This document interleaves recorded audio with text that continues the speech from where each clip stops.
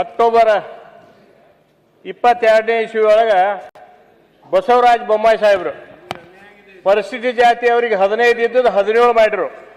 ಪರಿಸ್ಥಿತಿ ಪಂಗಡದವರಿಗೆ 3 ಇದ್ದದ್ದು 7 ಮಾಡಿದ್ರು. ಅದನ್ನ 7 ಮಾಡಿ ಅದನ್ನ ಕೇಂದ್ರಕ್ಕೆ ಕಳಿಸಿಕೊಟ್ರು.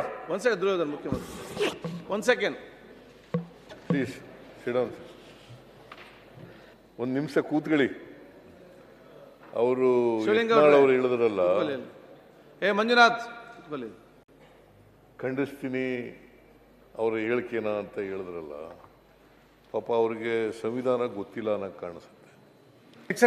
ಸುಪ್ರೀಂ ಕೋರ್ಟ್ ಕೇಂದ್ರ 10%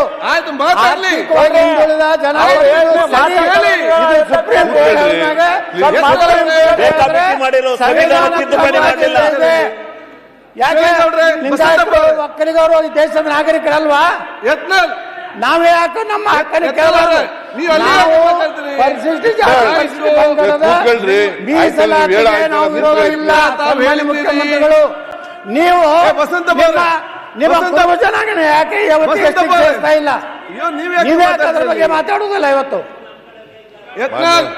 ನೋಡಿ ಬಸಂತಪ್ಪರೇ, ನಿಮಗೆ ಬುದ್ಧಿ ಜಾಸ್ತಿ ಗೊತ್ತಿದೆ, ಇಲ್ಲಿ ತೋರಿಸ್ಬೇಕಂತ ಇಲ್ಲ, ಗೊತ್ತಾಯ್ತಾ? ಅವರಲ್ಲಿ ಮಾತಾಡಿ ನೀವೇನು ಅವ್ರಿಗೆ ಮಾತಾಡ್ತೀರಿ? ಮುಖ್ಯಮಂತ್ರಿ ಇಲ್ಲಿ ನಿಂತಿದ್ದಾರೆ, ಫಸ್ಟ್ ಅದು ಕಳೀರಿ.